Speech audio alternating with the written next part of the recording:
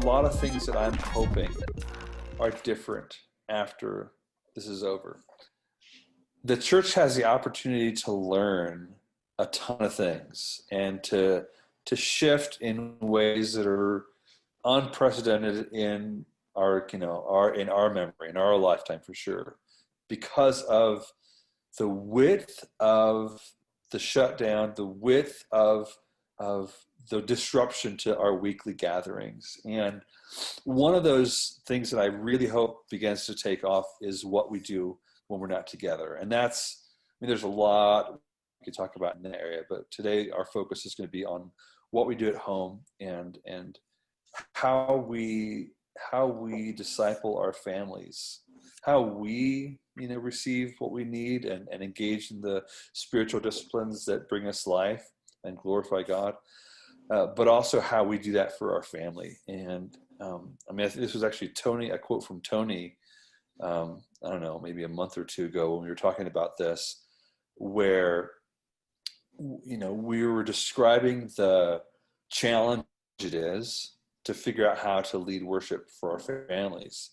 And Tony said something along the lines of like, well, the most important thing is that we actually just lead it. Like it doesn't have to be awesome. It just has to be led. Like we just have to do it.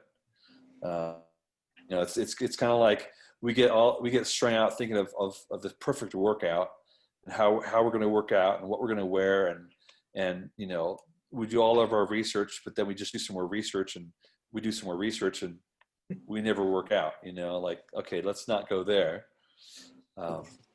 So we can jump in wherever we want to, but my heart and my desire is that we can maybe talk about some of the whys of what we do as families, and whether you have, kids or no kids or little kids or big kids, why that's important. And I want us to talk about some practical ideas. I have a number of things that I sent out in today's fertilizer, some ideas to help stimulate our thinking. And honestly, I was pretty excited as I was just brainstorming. I was like, man, like Sunday mornings now feel in this moment, in this after I was writing all that, like feel really restrictive, because we could just do so much more when we're not in those constraints. And that's not a downer on the Sunday thing. It's just like, wow, there's such possibility. So I got really excited about that. But anyway, I don't know. Where do you want to jump in? What do you care about in this conversation? What's the most important thing?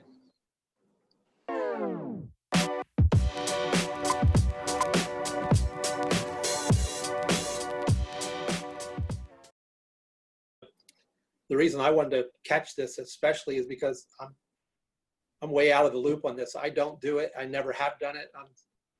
The closest we ever did to family worship is like before a meal, we read like one of the Psalms and then talk about it for a little bit maybe and then go eat.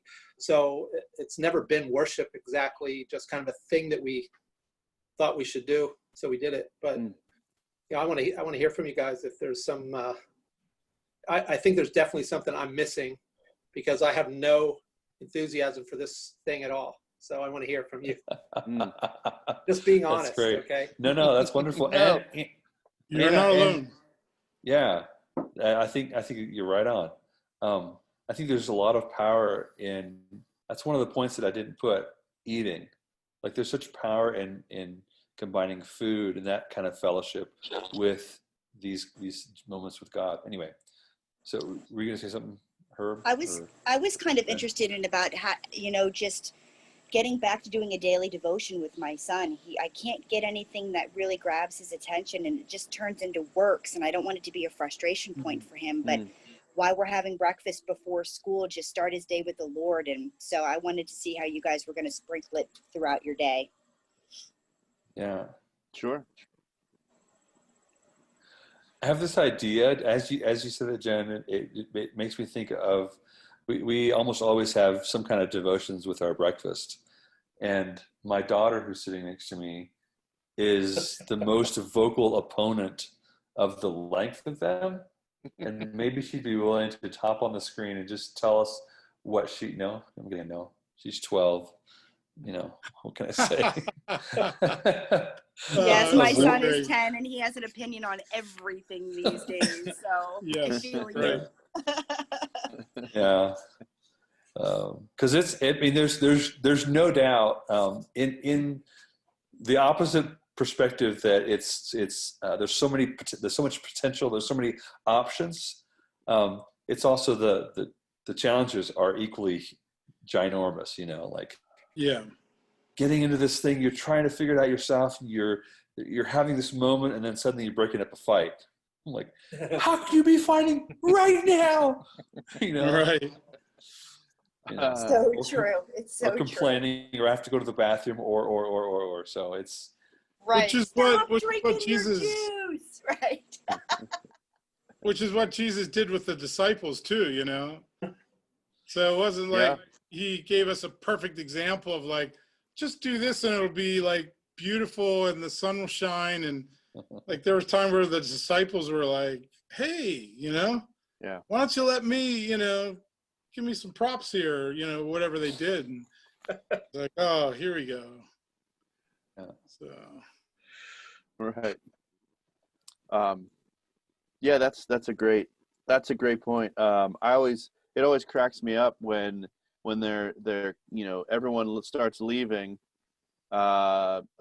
Jesus, and he looks at the disciples, says, you know, are you guys gonna leave too, right? Because and they say, where would we go? Like, we're confused. We don't understand about eating blood, like drinking blood and eating flesh, but at the same time, it's like, where else are we gonna go? Like, yeah, it's crazy we don't understand it, but there's nowhere else to go.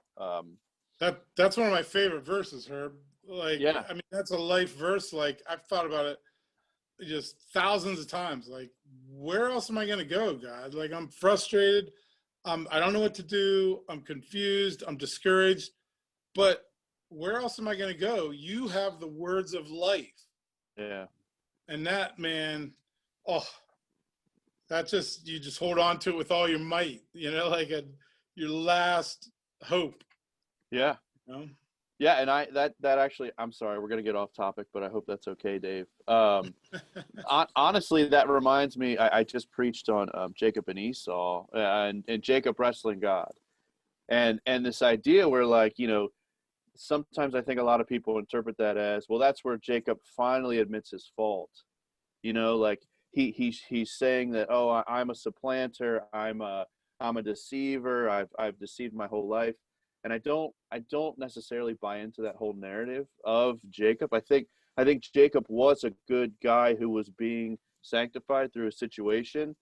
And when you read that passage just before that wrestling match, he's actually he prays a prayer where he's doing like the Acts thing, right? He's acknowledging God's faithfulness. He is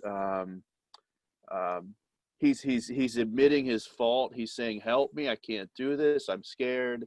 But he's basically running through all this stuff, and I really think when he says his name, he's almost more admitting to, like, he's crying out directly to God all this stuff that he was wrestling with in prayer. I don't think it's like necessarily a complete admission of guilt. Yes, that is part of it, but I think that's just like you're saying, Tony. Like, he's got to do this wrestling thing. He realizes it's God at some point, right? Because his hip gets broken, and he knows it's not because of force. It's because it's supernatural. It's a supernatural thing that broke his hip. So he's, at some point, he realizes it's God, and he's still wrestling, just like we do, right? Just like those times when it's like, I don't know what to do, but you're the only thing I do know, God. Like, I don't understand what's going on, but I know that there's you. So I need to follow you. I need to wrestle with this situation to get that. I mean, I love that sort of physical manifestation of that internal wrestling. And that's sort of, I mean, I do think that's really applicable to family worship, literally sometimes. I mean, I have a 3-year-old, right?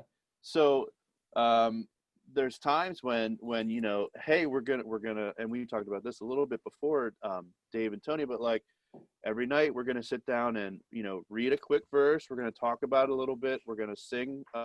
We sing a hymn usually. We also, the 3-year-old likes Deep and Wide. Like we sing a bunch. Like, I don't want it to just to be this like high church liturgy thing. That's not what it's meant for. And then we do a little bit of, we'll pray for each other. We'll do like a prayer request from each member of the family. And then we'll pray for each other. And sometimes that really is like, I mean, dude, for years, it was just like, all right, we're just going to wrestle this. Like the desire, even for me, like, I know it's a faithful act that I need to do, and that my wife and I need to do for our family. But man, I mean, you're literally like, just sit down. Right. Just, I will hold you to the couch so we can Get the duct tape. so we can do this, right? But what's been interesting to me is, and I'm not speaking of kids, my 10-year-old was just over here. I don't know where he went, but he dreads it, and he's friends with Jennifer's son. He'll dread it, but then if we don't have it, he'll say, "Are we doing family worship?" Like, it's something that's starting to kind of become ingrained, and I kind of get a little bit the worshipful acts aspect of it, like that, those moments where you really feel like connected and like there's some kind of emotional connection. Sometimes those are really few and far between in family worship. Like I think, and we talked about this too. The idea that I think of it as is like, this is kind of like a practice. This is pregame. This is helping our children to understand that when they come together with the larger church, that's an even more meaningful expression of worship in that group. So we're sort of, we had talked about too, like picking out songs that we know we're going to sing that week, if we can. So that way we're practicing all week, and then when we get there, we all know them. They're already kind of in us. I'm talking too much. No, It's good. Oh, it's very meaningful, and that's something tangible for me. Thank you. Wouldn't even think to sit down with Pearson and sing, but I think he would love that. Yeah, and it. If Pearson is anything, Pearson is a little more bubbly than Levi. But man, Levi, like, it's amazing when you start singing stuff that he knows and likes. He'll mumble along. He'll start to kind of sing. Right. But and it's not. We really try to make it pretty low key. We are musicians, so sometimes we'll get a ukulele out or something to kind of have fun with it, or Right even on. some drumsticks or whatever, just for the kids to play.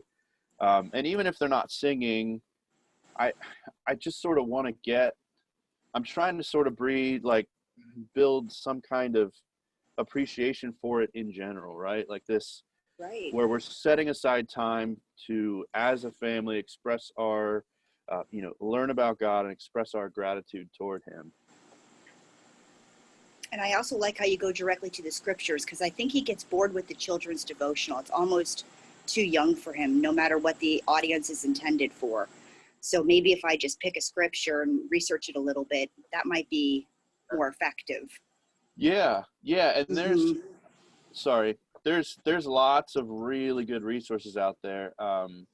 In fact, so Jennifer and our church uses the Reformed Common Lectionary for our readings every week. So we actually, Jennifer, I'm working on, as part of my ministerial student things, we're working on putting together some resources for family worship. And one of those is a bunch of former ministerial students did blog posts explaining all the different liturgy for like years A and B. So that's going to start to get rolled out too, and I'd be happy to share some of those resources with you. They're just available online on I can't remember the blog post, but and you don't have to use liturgy. I understand it's definitely not everybody's cup of tea, but that's real. I mean, that is important to have a little bit of body behind those stories, a little bit of something. Sure. And that can really be driven by your personal time too, like your personal, our individual as parents, our time together, our time in the Word and in prayer. When we're looking at, doesn't have to be a crazy commentary. You know, there's lots of free ones, but just something to provide a little more depth. Especially, I mean, we all know there's really difficult passages where it's like, what in the world, like that? Okay, just Right. to help give some kind of context to our kids. No, that's very helpful. Thank you. Mm-hmm. You know, I think too establishing, you know, the scripture as something that matters, you know, and that is accessible. You know, I think often as parents, we take ourselves out of the game because we're like, what if I come across a passage that I can't explain? And, you know, and it's like, there's so much stuff in the Bible that is helpful. And I think we also take ourselves out of the game because we want it to be something amazing and incredible and life-changing. And we don't realize that it's just the day-to-day of like, this is what mommy's into, you know? Yeah. This is what daddy's into. Like, you know, I mean, my kids know that I like to watch football on Sundays, you know? I'm not trying to indoctrinate them on how football is the only sport or it's the greatest thing, but they live with me. They know I like football. Yeah. My family knows I love music. They're not going to grow up and not, you know.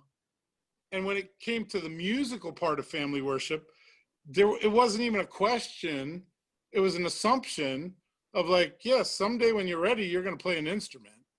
Like, why wouldn't you? Why wouldn't anybody play an instrument if they could? Like, of course you are. Of course you can't play it now, but someday you're gonna. I don't even care what it is. It could be just beating on a drum. Hey, that's cool. And when you start doing that stuff, it's just like, this is the way we live. And I remember from when I was growing up, it's funny, my parents, if you talk to them now, they would say how guilty they felt because they never were consistent with family devotions, right? But I remember reading the book of Esther when we were kids and how absolutely fascinated I was with this story. Like, I can't believe that's in the Bible. That makes sense. Like, I understand it and I'm following the story, you know? Like, they didn't have to give me a lecture about how this is important and it's the Bible and you need to listen to it. They were like, yeah, we read the Bible because that's what we believe, and let's read this story of Esther. And so their version of growth was we were a terrible example and we weren't consistent with family devotions. My version of the story was, remember when we did Esther? That was an amazing family devotions. And so I remember the family devotions that we did do. So I don't think we should take ourselves out of the game by saying, it's not going to be like, you know, I'm not a pastor. I can't, what am I going to tell my kids? What if they ask me a question? You know, I think it's our responsibility to have a ready answer when our kids ask us questions. But I don't think we should get too high and haughty about what worship is. You know, it's just family interacting. Setting those expectations, right? Like we and we talked about this too, guys. I know, I'm sorry, I keep reiterating that because we had such a good conversation the other day. But this idea where we set, you know, 20 minutes to half hour aside on Sunday mornings for musical worship, and that is like sort of the apex and pinnacle of our emotional relationship with Christ. And I think that that's not a bad thing, that we have an emotional experience when we worship, right? Like that there is this emotional connection that happens. That's absolutely wonderful. But if that's it, then I think we're missing the benefits you gain from having the habit, right? The benefits you have from having a habit. Even think about songs. I attend a church that's more liturgical. You know, we do more of the classical liturgy stuff. There are times where we've sung a song, and when if we've done it all week and I'm sort of processing it and thinking about my week, and I get there on Sunday, man, I have like a crazy emotional reaction to it. And you would go, come on, man, that's a Gudamel. Like you can't even sing it. But there's like this connection that sort of like, it just weaves in you. Like when it becomes sort of like a part of you, not to get weird philosophical or anything, but like, you just feel it differently when you know it, when you practice it with your family, and then when you hear it with the whole congregation. Like that's great, and that can happen when you're with your family too. But I think that just really helps fertilizer. It helps to be the fertilizer for those Sunday morning worship times. Yeah. And the other thing too with kids, sorry, you know, I never ever assume that my kids are going to like what I want to do. So true. Or think that I'm cool. Yeah, I'm over that too. Right. Yeah. I'm over that. Like, you know, I'm over that. So it's like, you know, when my kids are like, what? We're gonna have church and you're gonna be the pastor? Yeah. Why? It's like, well, I'm glad you asked that. Let's talk about why. You know, this is why we do it. And they're like, oh, that's weird, but they do it. And they don't expect me to be cool. Like I already, that's across the board. Like, Dad's not here to be cool. He's not here to impress you. I'm here to protect you, to keep you safe, and to point you towards Christ. I'm to put a spotlight on Christ. Mm-hmm. And not to get too into details, but I have some kids with some pretty traumatic problems through adoption, and one of them is doing well, one of them is not doing well at all, and it's discouraging. But it's not my job to save his soul.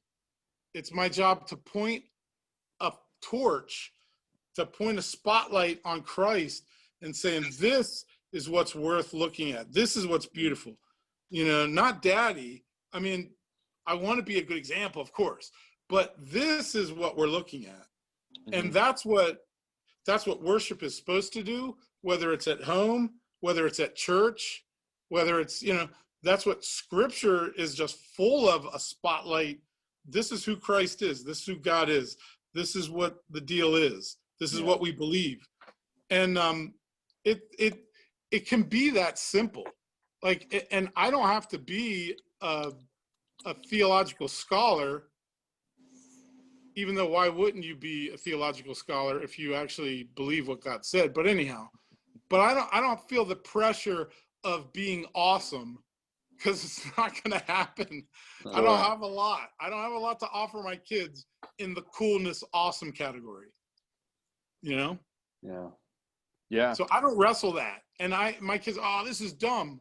It doesn't surprise me that you think it's dumb. So let's get started. It doesn't have to, you don't have to think it's awesome. Yeah. It's not part of the deal. That wrestle reminds me of, you know, when Herb was first talking about that story, I'm hearing wrestle in this context in two different ways.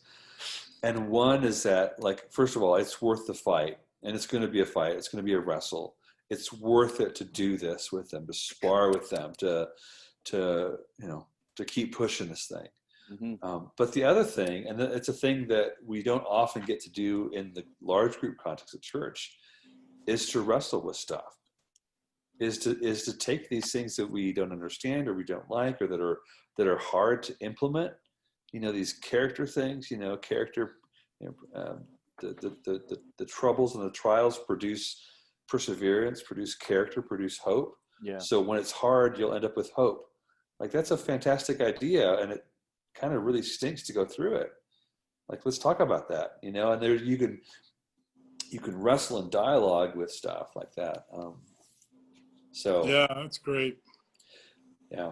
Well, we're a homeschooling family, have been for years and years, and one of the guiding principles, if you will, is to follow the kids' interests, rather than saying, this is what you're going to do, and giving all this energy to pushing them through our agenda. Like, we have an agenda, sure, we're educating them, but what are you interested in? And this is a great place to begin to give a lot of that away. Like, if you want to look up something in 2 Corinthians, you want to look up something in Corinthians, it's awesome.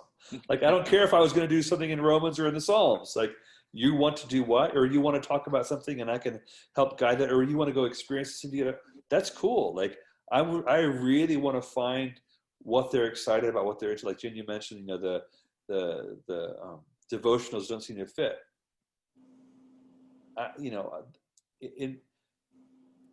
When I'm reading scripture, when I'm going through life, I want to look for ways. I want to look for things, look for revelations of God. I want to see where I see God at work. I want to think of things from the construct or the understanding that it's His world and He's doing something. He's the center of the story, right? And so, where am I curious? Where can I guide things to that understanding? And that's not to say, hey guys, we're going to go through this. We're going to read through the scripture in a year as a family, or in 2 years as a family. And so we're going to be on this track. And some days you're going to be bored out of your head, and so will I, and that's okay. Because we want to do this big thing together. I don't, not that you can't have structure, you can't have, like some sense of rigidity or intentionality, but especially with kids, we have 4 or so different resources that we use regularly. They sit on the table in front of my wife. There's the Every Moment Holy book, which we read. Like today, we read the Wednesday Table Blessing. It's like a page long, but it has different parts. And my 10 and 12-year-old sat next to my wife, and we're reading their parts. Getting them involved, super, super important. Get them involved. Get them to do like they are doing. Yeah. Which is one of the things that church doesn't often teach us well. There's a lot of stuff that gets done for us and at us, and we're supposed to participate. But does it matter if I stop participating? Probably not. But if I have a reading and I don't read my line, that's not. Anyway, we have that book. We have a devotional book called Brave. What? Dave, can I ask a question about that? Yeah. About how you guys do this, and hold that thought. I don't want you to lose it about Brave. Sometimes when we do things like that to try to get them involved, like I'm talking about doing stuff with our grandkids, we live down in Texas with them or right next door to them.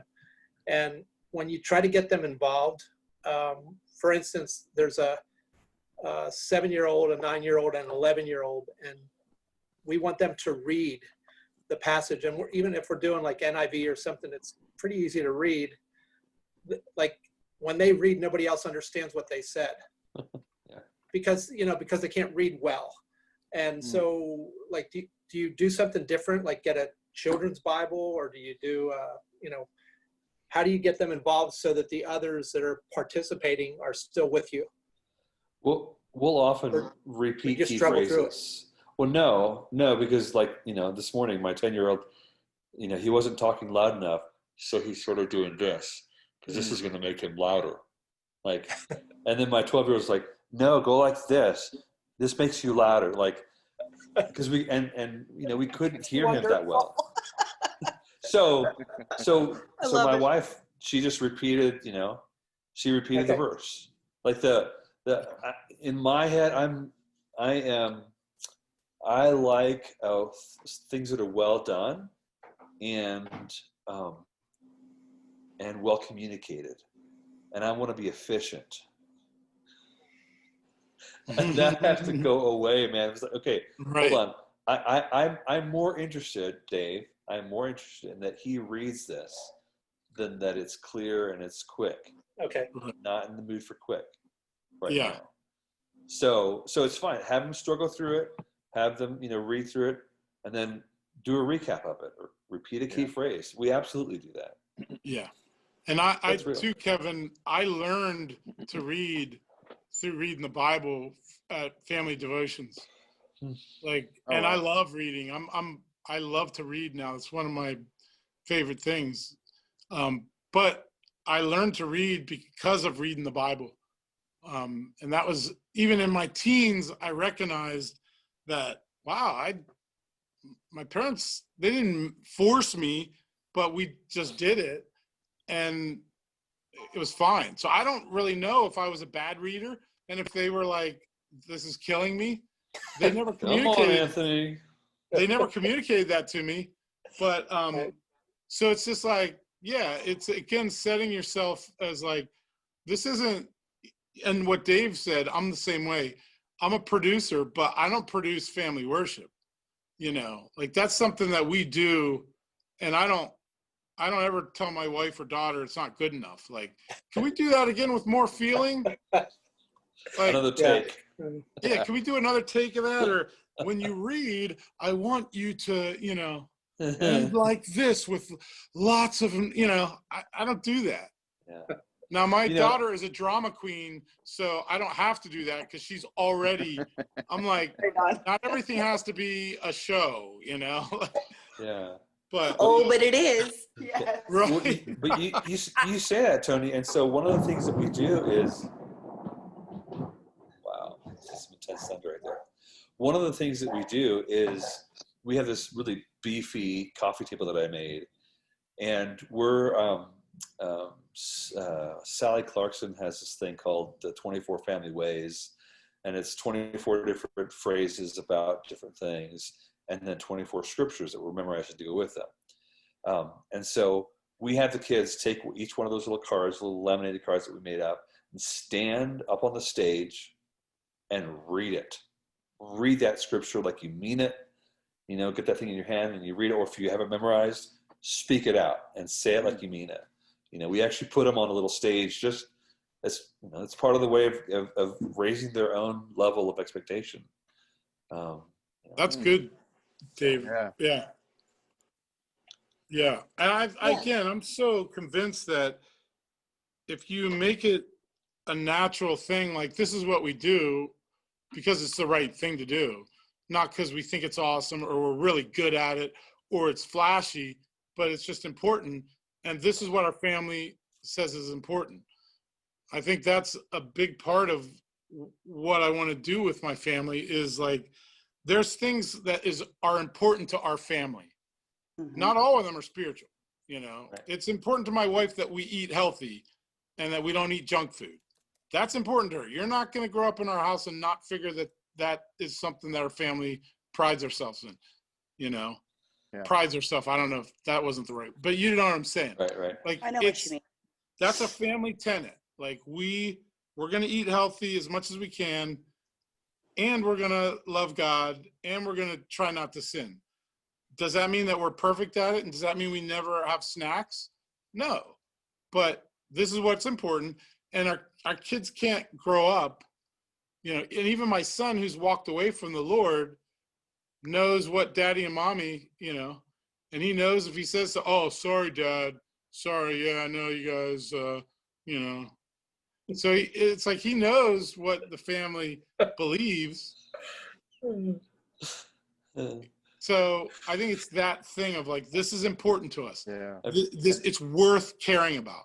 It's worth doing, and it's worth, and they're gonna learn that in degree by how important it is to you. It's not a guarantee that they'll agree with it, but yeah, I don't know. I mean, this isn't a parenting class. I want to be careful because I'm not a professional. No. I mean, I have so many thoughts in regards to what you're saying. I like how you set the scene of what it looked like as a child and what your takeaway was from that. That's very helpful. Yeah. But our students, mine and Levi, they're in Old Covenant right now, and so I always say to Pearson, I need you to understand, sweetheart, that God is not just the God of Abraham, Isaac, and Jacob. He's your God, and He's just as real as you and me standing in this room. And so I want you to know the people in the Bible, so we don't over romanticize it and just say, oh, well, they had it different, therefore I can justify my sin. And so to your point about Esther, I mean, she became real to you, and that's what I want for him. I just don't want to be a frustration point because I know that can turn kids away too. but Yeah. I need to keep at it for sure. Definitely. Yeah. I think kids, and again, I know I've said this a lot. Kids throw up smoke signals all the time. They sure Like, do. oh, Dad, that's so embarrassing, you know? But that's the very thing that they want, you know? Like, I don't know. I The don't security of always our believe rules, yeah. right? So Well- when they roll their eyes, yes, that's not Yeah. appropriate. Yes, I don't like it when my kids roll their eyes, but it doesn't surprise me because they don't have the maturity to have done it. And if I respond to that, then I'm losing the opportunity to get to the good stuff. Yeah. And Yeah. one thing I want to communicate to my children is like, you know, I don't care if you like it or not, or think it's cool or not. I'm fully convinced that God is real Mhm. and that this Holy Scripture is important. You know, like start out reading Psalm 119 Mhm. and just look at God's precepts, your teaching, your words are life, you're this and that. That's super convicting to me because I'm not a supersonic devotions guy. Like Right. I have a lot of room to grow in that. But when I read Psalm 119, it's like, this is, I gotta put a flag in the sand for this, you know? Yes. Or in James, when he says we live what we believe. I mean, we Right. can't just do this thing on Sunday. It's an all day, everyday thing. Right. Yes. Exactly. And your kids can see through it when you don't believe it. And when you're like, Yeah. I have to do this because I told my pastor that I was going to have devotions. Like, You break they eye can see contact, that- right? exactly. They're like, whatever, Dad. But when you like, this is the way I'm doing life, and I don't care if the neighbors think I'm stupid. I don't care if you think I'm not cool. Like, this is important to me. And Yeah. God's precepts are such that you could make fun of me and call me an idiot, but I'm just going to hold on to God's precepts. So Amen. hit me with your best shot. Who wants to read first? Right. You know, Right. it's not, that's not even up for debate. It doesn't have to be, you don't have to like it to come. Just in the same way, you don't have to like what mom cooked for supper to come to the dinner table. Yeah, I agree with that too. I mean, again, this isn't about parenting. I'm fortunate to have a godly wife who is amazing at this stuff and way better than me. But so I'm not the hero in this story. My wife is, but I love that she's doing it. And together as a family unit, I'm like, yes, God's precepts, that's what's important. God's word, that's what's important. That's what's going to carry us. That's what's going to carry you. And you don't have to agree with it, but I guarantee you someday you're going to get it. And you're going to be faced with looking at it and saying, what do I believe about this? And does it apply to my situation? You can't grow up in a godly home and not have to look at it straight in the mirror. Right. And just knowing that God's word never returns void, you know, like we're still planting that seed in their hearts. Yeah. Yeah. And Tony, the idea of boldness, that's awesome. Like worried about neighbors or other people. Are you guys familiar with Rosaria Butterfield and her like gospel comes with a house key and all that stuff? Mm-mm. So she was a former, she was actually a women's studies professor at Syracuse, I think, in a homosexual relationship. And she came out of that, and it was through so she had a name. She had written an article about Promise Keepers, like against Promise Keepers, about how terrible they were. And a local pastor said, hey, why don't come over to my house for dinner? Like, I'd love to have you over. And he did family worship every night. And so she thought, man, this is great. I'm going to write a paper on this. I'm going to get free research from this guy. This is going to be awesome. And it ended up after it was a long time, like 7 years, she knew that when she went, they were going to do family worship and that he was going to ask questions, right? Like there was going to be interaction. He was going to teach what he thought. He wasn't going to hold back his beliefs. He was just, a minister. And she eventually became like, she wasn't convinced of her homosexuality being a sin. She was convinced that she was a sinner. Through that, and like through his hospitality, loving her, continuing to engage her, not being afraid to do this, and she ended up marrying a preacher. Now she kind of has the same ministry with her husband, where they have a night, they do family worship every night, and they have one night where anyone in the neighborhood's invited, and everybody knows it. Come to the Butterfields. That there's going to be family worship. That like that's going to happen. But we're going to have food for you. It's going to be great. Bring your kids, let them run around. So that's sort of, I know that's like next level, but that was just like, man, hearing her talk about that. She was at Westminster last year, I think, but she's got a tremendous ministry. Her books are. I heard about her. Somebody else told me about that same story. It's fascinating. Yeah, she's pretty incredible. So, I just as an encouragement for the boldness and what can come from, fruit that can come from just being stable and steady and bold. And it's really about developing that habit.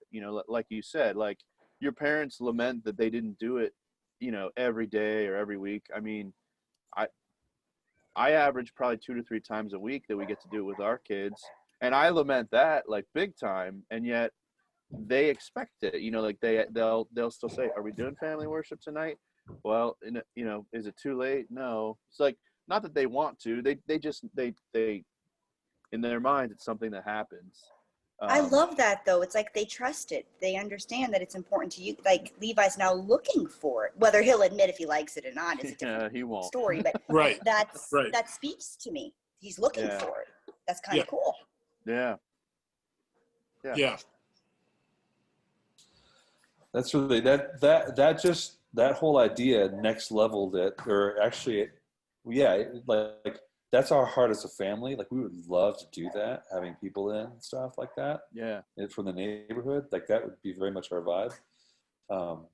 But I never thought of it as doing that kind of in front of people or with other people, inviting them into that. That's really awesome. Yeah.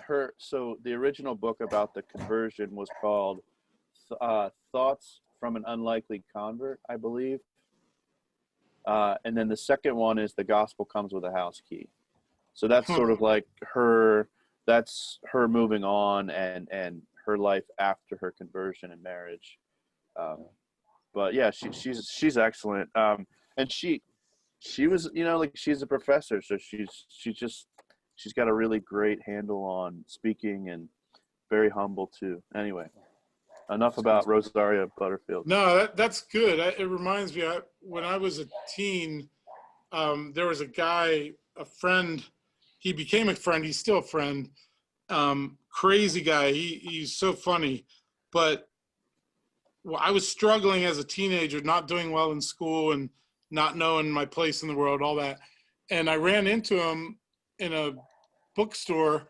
And at this point, I didn't know him that well. He's like, hey, how you doing? Geierman, what's happening? I'm like, school stinks and I hit, He's like, oh yeah, that's funny. He's like, I wonder if Jesus hated school when he went to school. I wonder if, and I was like, that's all, he didn't preach. He just said, I wonder if Jesus hated school. And I thought, what? It's like Tuesday, like, it's not Sunday. Like, how is this guy talking about Jesus on a Tuesday? Like, does he really think about it? Like, it just blew me away. Like, I didn't understand the concept of, like, I don't know. I wonder what Jesus did, if he did go to school, or if he did like it. But, and it honestly blew my mind to a point where, like, my church doesn't do this. Like, we just do Sundays, and I don't even know if people believe what they're doing then, because I don't know. I'm not convinced. They're not convincing me. But this guy is during the week is thinking about Jesus. And it set the stage for a different way of me thinking about the gospel that, you know, for the rest of my life, just that one guy, you know, because he was just so practical. And I think those are the things, like, if we were able to interact with people in these ways, I think the gospel would be more accessible in a way that it needs to be and is. Yeah. Because that's the way Jesus interacted with people. Like, he was able to look right through people and say, you know, I know you're all concerned about this, but have you ever thought about this? And like, people are like, whoa, what, you know, that's not what my problem is. Why, you know? Reframe it, right? Reframe the argument. Right. You reframe it and you're like, wait a minute. So anytime we can do that in family worship, it's, if you can create an environment and bring people into that and model that with your kids, there's something compelling about that. Because there's something compelling about redemption. And that's the gospel story, is redemption. And people go to the movies to see the bad guy win. I mean, the underdog. They go to the movies to see the underdog win, to conquer, for the beaten and the downtrodden to rise above. We love that story, and they do it too, even though they don't say they like Jesus. But when we live in a way that says, you know, guess what the downtrodden is doing today, and, you know, I mean, it's compelling. Yeah.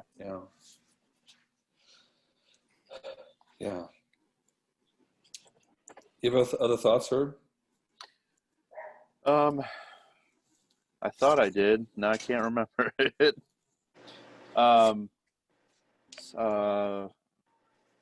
Yeah, I guess, again, whoa. Hey, here's my 10-year-old. He wants to talk. You want to come say hi? Do you want to tell everybody what you think about family worship? Hey, Levi. Get over here. I'll break your arm, kid. Yeah, no, he's got both. Come here. He's got both arms. Both arms are broken. What? Are you kidding me? That wrists. is the most awesome thing I've seen. And he's had so much courage. He still has joy. Wow. Like, he blows my mind. It's wonderful. That's neat. I will be a couple more minutes. Thank you. Sorry about the professional aspect of this. No. One thing, Dave, we talked a lot about the big concept of, like, you know, family worship, it's worth doing, yay. But maybe the practicalities, like because there's not necessarily, I don't know if there's one, like, follow step A and then go to B and then go to C. I don't know if there really is that. And probably we all have different approaches to it. So maybe we could talk a little bit about different practical, and the fact that a lot of people, when they think of family worship, because this is worship leaders and whatever, they might be thinking, like, about the musical aspects. And we haven't talked about any of that. No. Which I think is appropriate and right. But maybe we could transition going down those bunny trails. Sure. Good. Yeah. We talked about this a little bit, but what I do practically is we've been working through Matthew very slowly. Right. We try and do small chunks, but I'll try and pick, you know, like a story, like a size that makes sense. It might only be 6 verses. It might be more. I might even, like, we did the parable of the sower and then skipped to where Jesus explains, you know, what that meant. But I'll try and sort of just pick some manageable chunks. And Tony, I think you mentioned it, having other people participate. Like Levi, he's 10. He can read. He loves it. Okay, how many verses today? You know, like that helps him engage, even though he'll say he's bored. He still is always going, how many verses? Where do I start? What's, you know, so that's been really helpful. We'll sing a song. Now, we're new to our church. I'm sorry about the screaming in the background. I don't know if you can hear that or not. Not much. Okay, good. So we have we do hymns that we're not always familiar with every week. So we'll try and pick a hymn that we're working on that we know will be sung that week. And by work on, I mean, we're fortunate that most of our hymns have been recorded, all 4 parts. So I'll just play it on my phone and we'll follow along in the hymnal and sing along. So that's another resource. Now it's limited, right? The hymns we have a lot of Reformation, a lot of, like I said, Gudamel because of the John Calvin connection, all that stuff. And like trying to find Psalms, we're really big on, we sing a Psalm every week. But it's really helpful to use those. You don't have to do that. One of our elders is really big on he'll do like a song from Psalty because he's got little boys and they love stuff where they can, clap and just something to get, it's whatever works for you. If you have a 3-year-old, it's going to look a lot different than if you have a 16-year-old who's in choir and sings the madrigals and stuff, I think you need to, we mentioned where are your kids at? What interests them? Try and target that. And so honestly, what we do is we do ours at the end of the day. That just seemed to make sense. We're not really morning people. So it works well for us. I do my scripture reading and my study in the morning before work, but that's just a really practical thing that we've done. And you guys mentioned expectations I had really high expectations and I had to say, look, I have a 10-year-old, I have a 3-year-old. It's going to be tough, right? You do need to be able to sit and listen, but you can't sit there and go, okay, I'm going to give a dissertation on one verse in Romans. It's just, you're going to lose them, little kids. But like you said, Tony, just reading, even if you can't explain every question, you're still showing that it's important. And if you come back with the answer later, that's awesome. So that would be my recommendation, is like a really, and even, hey, if you start by just saying, hey guys, we're going to sing Jesus Loves Me tonight. We're going to start singing that every night. And then the next week you say, hey, let's work through Proverbs. Maybe that's good. Maybe Psalms. Maybe you do a couple verses of a psalm one night.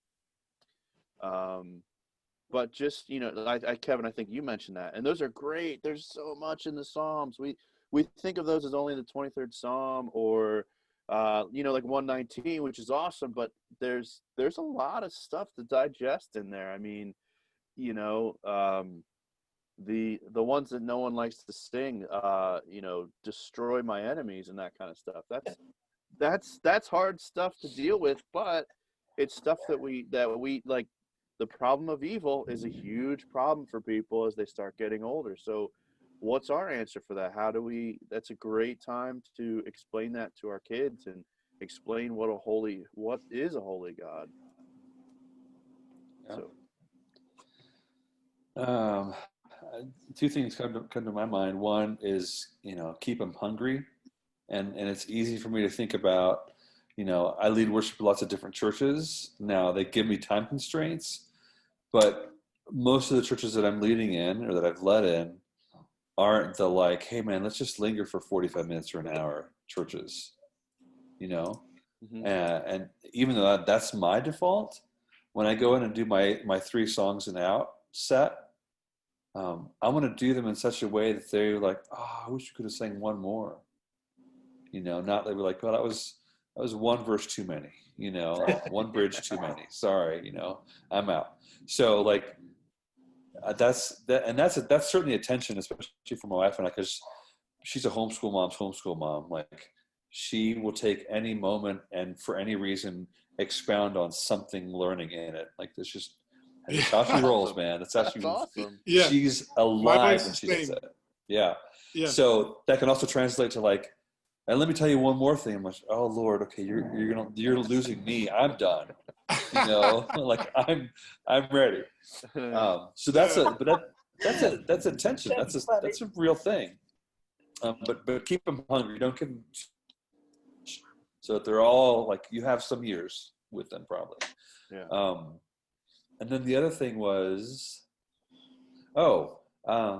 just I think some of the best worship team devotionals are the ones that the team members lead because they're scheduled to lead them. and that does a lot for them. Like, I'm like, you know what? I don't know that we've ever had the kids, like, hey, so Monday is kids worship, kids devotion led, and every week a different kid leads it, or more often than that. That's like, I think that would be fantastic to get. It might be a 2-minute devotion, and they'll love it, but like it begins to plant something in them. Yeah. I think that could be Great. really I like great. that. Dave, it would take you 2 months to get through your kids if you did Shut once. up. I only have 6, man. Leave me alone. Oh, okay. Well, that's Rick that has 8, right? Right. Yeah, I'm not crazy like that guy. Yeah, right. Just kidding. Yeah, Rick would stock the whole worship team. Yeah, be ready, and they do. Family worship at Rick's house. I'd pay. Amazing. to Yeah. get to that. Yeah. That guy, man, his family is so talented. Anyhow, we're talking about somebody who's not here, but maybe some people don't even know who we're talking about. But I'm not sure.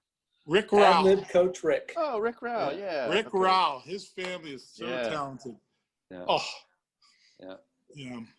So, but that's I don't think they started off that way. Right. There's a lot of years of training and giving them opportunity, and like my 10-year-old is we watched videos from back when they were younger, and like for years, like since he was born, when we start singing, he starts tapping.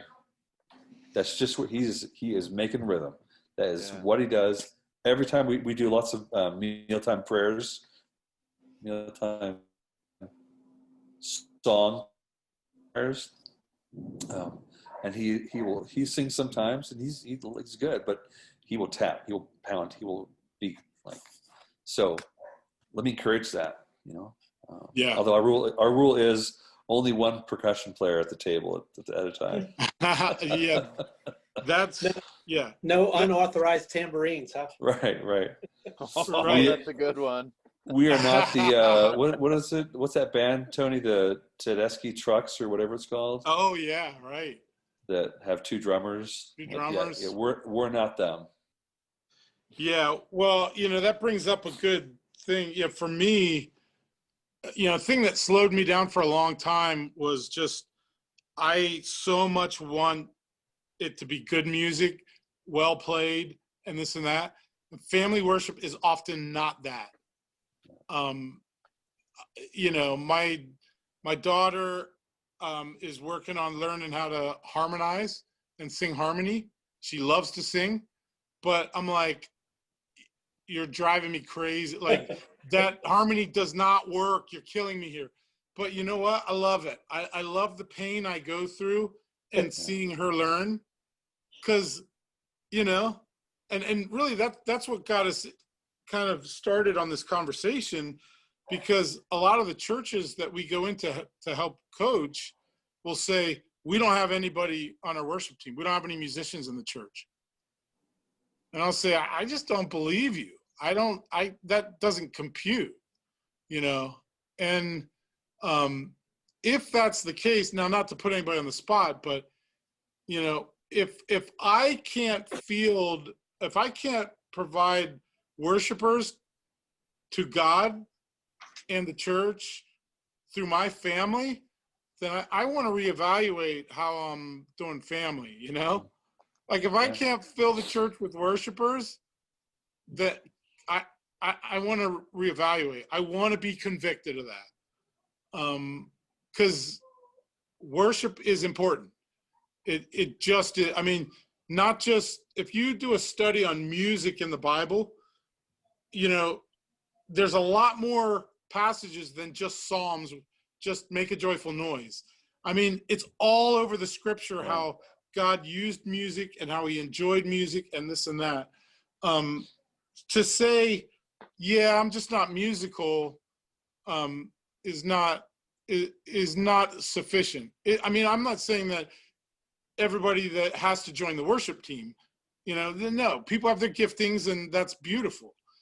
But to me, I was convicted because I was like, I don't worship with my family because I can't handle when they play the drums too loud, and it just drives me insane.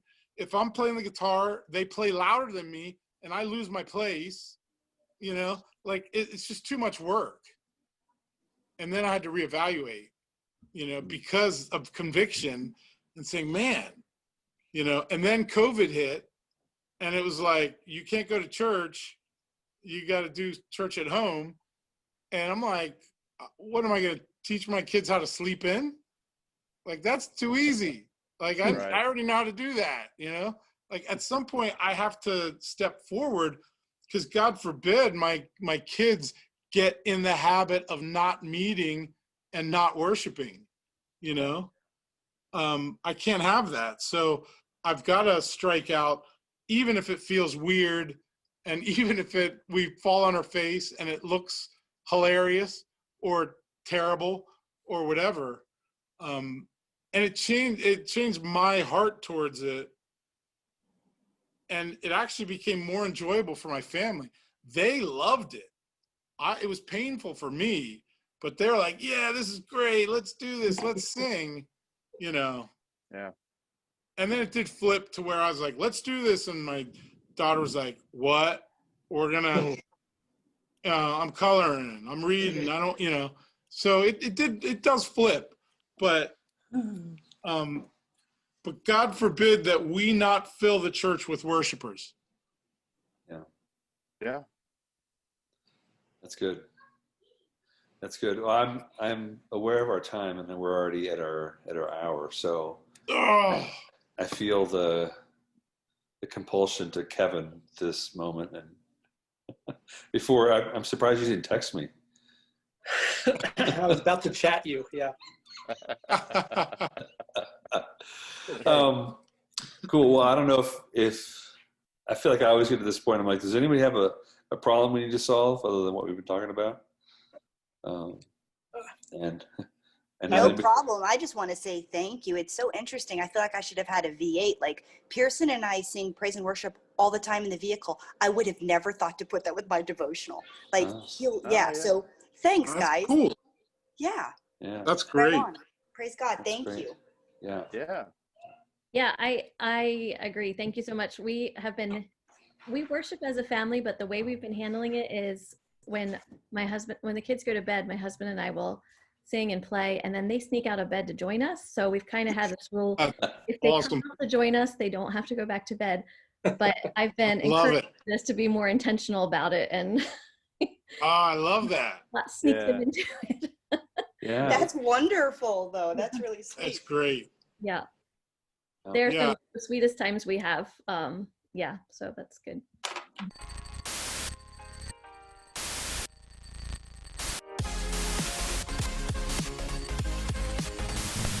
Yeah, as trivia, I get to go see Renee on Saturday to do an audio training for her team. I'm so Nice. excited. So yeah, it's super exciting. Yeah. And your church, I watched some of the videos, and you have got a great pool of musicians. We do. Yeah. Like I was like, I could like get into this. I was like, I want to mix this, like, you know, good choices. The guitar player was great from the Sunday that I heard. I Awesome. was like, man. So Yeah. I'm looking forward to coming out and seeing you guys. Awesome. Thank you. I can't wait. Yeah. Cool. I'm going to count that as our off topic. Good job, Tony.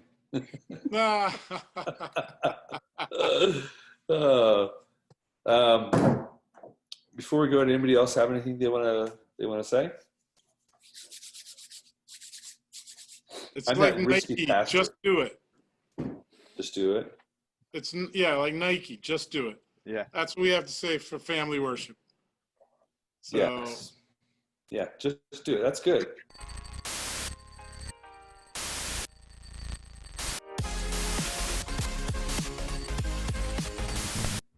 I have a Just do- question. Yeah. I do have a question for everybody, and this is way off topic. So, but we're loud, 14. right? Yeah. I belong to this. Okay. 14. That was my answer. Oh, okay. Sorry, go ahead.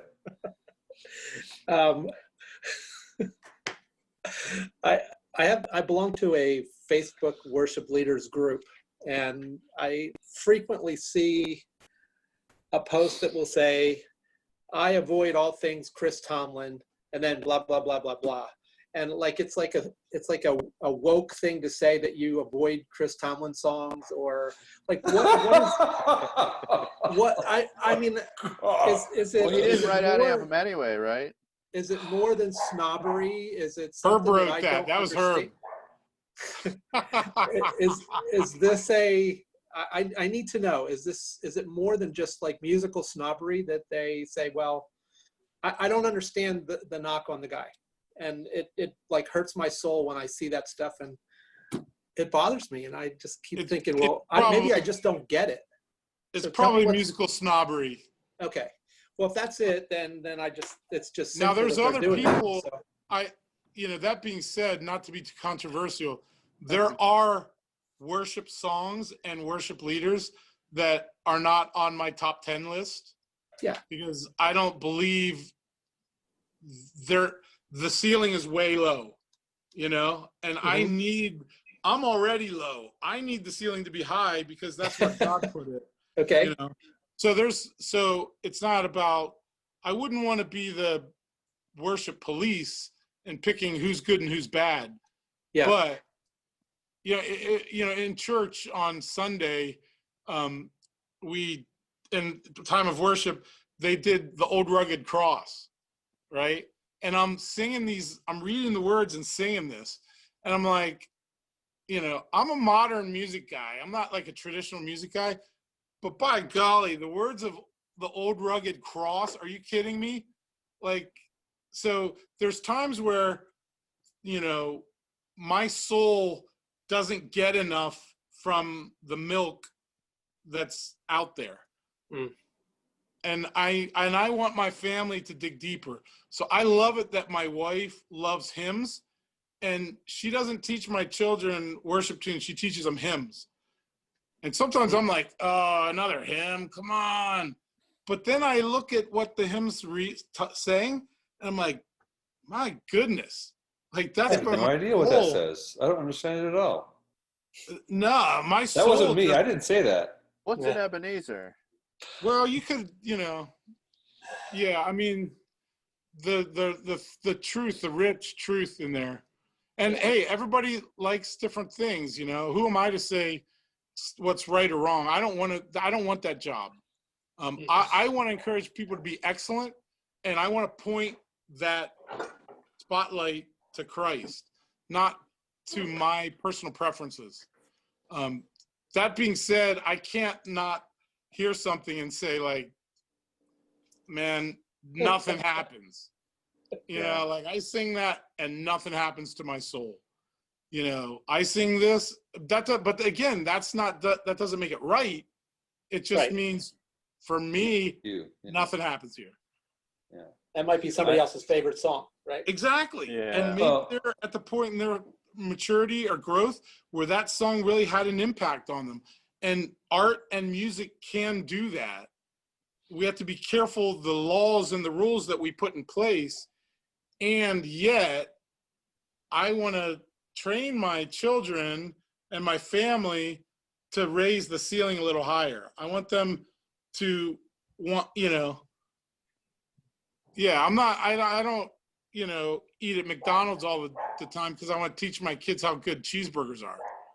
Because McDonald's, they're not that great at cheeseburgers. Like, there's better cheeseburgers out of there. Right? A quarter pounder with cheese is hard to beat sometimes. Sometimes, if you're slumming sometimes that's what you want. Right. If you got a budget, but it's age appropriateness, right? Yeah. Too, Exactly. for your children. Exactly. What's appropriate? I mean, like, okay, VeggieTales has some songs that kids like. You can argue that maybe they're a little too moralistic, whatever you want to say, but like they were written for children, and we all know. I mean, I think we know many of like the traditional, like Arky and those kind of silly songs, right? But for kids, that's still helpful as a learning tool. And and then as they get older, sure, you want to dig into meat, and I think that's what you're saying, Tony. Like, Yeah. there, and we don't need to get too far into that worship right thing, like in terms of lyrics being too milky or not enough meat or JPM, all that kind of stuff. Right. Right. But you know, I think honestly, what's his name? I already forgot. He's Tomlin. Tomlin. Sorry, Tomlin is such. I think he's just a target because he's kind of like, he's the biggest kind of mainstream guy out there. I mean, he's taken people critiquing. Wrote some great songs. Yeah, he ruins hymns, right? People say that a lot.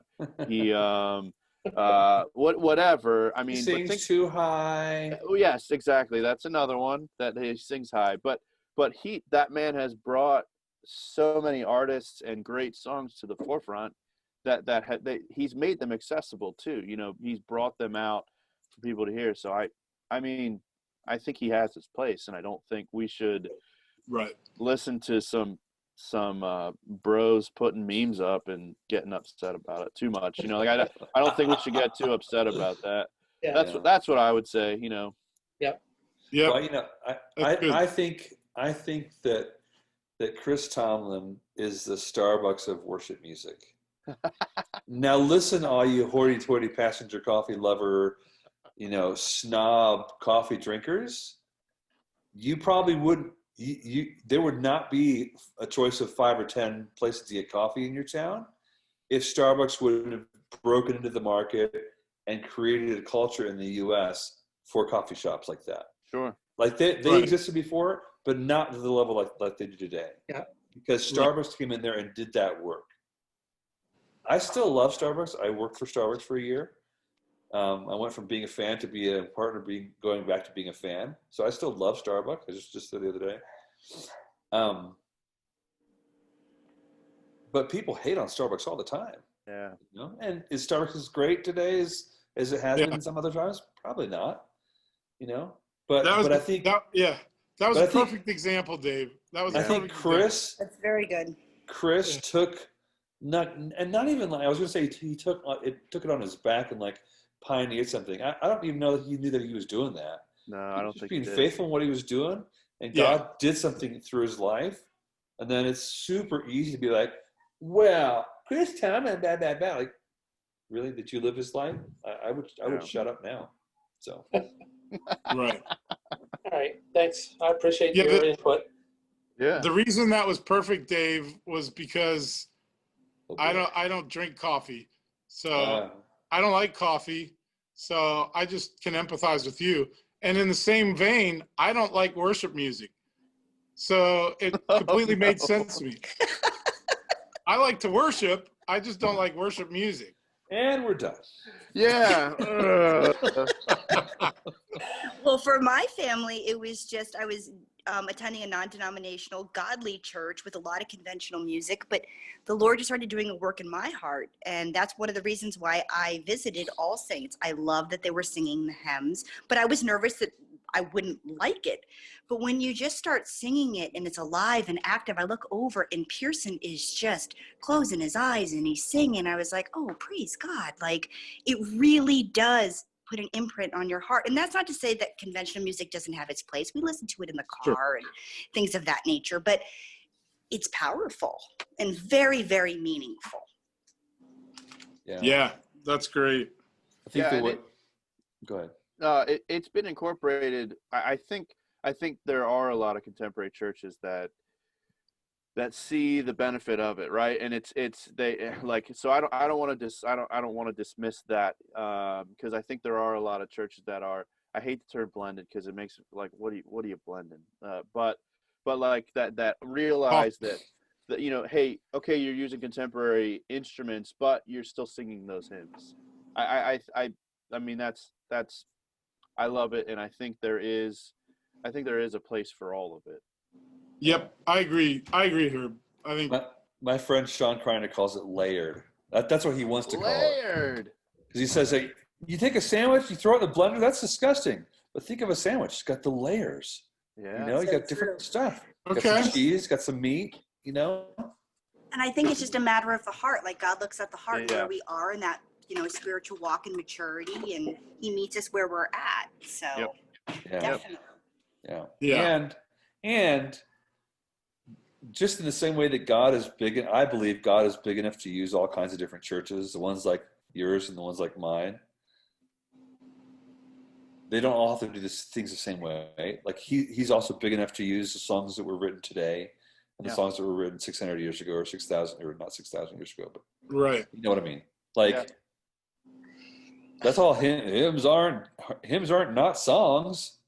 They've just been written a long time ago, and they've stood at the test of time. So they're just a song that's worked for longer. Yeah. It's not some different animal. Yeah, we'll have to have that be another one. We can have another Yeah, one. that's We'll talk about. absolutely. What do you think, Dave? Dave and Sounds I good. go We to can all Fist drink Cup. Starbucks. Yeah. Well, Tony, do you drink tea from Starbucks? I will record it. as Well, Starbucks. I'd get one of those frou-frou coffee milkshake drinks. Oh. Okay, right on. The So, $5 kind. I'm not like a real manly coffee drinker. I'm kind of like put cream and sugar in it, and then I can drink it. Tony, you want an umbrella in yours, right? Yeah, exactly. Make it big, Exactly. make it free. Yeah. Old Yeah. school hymns and sugary coffee. Bring it on. There you go. Oh, okay. On that All right. note, I think we'll call it the day a wrap. Thanks for being here, everybody. Done. Yeah, thank you Yeah. guys for coming. This Good was awesome. conversation. Thanks, Herb. Yes, Yeah. thank you. Herb. Yeah. Nice meeting you guys. Thank Nice meeting you, you. Jennifer and Renee. Likewise. Maybe I'll see more, maybe. Absolutely. Yes. Cool. All right, great. Thanks again. Awesome. All right, Cool. bye-bye. Ready? Adios.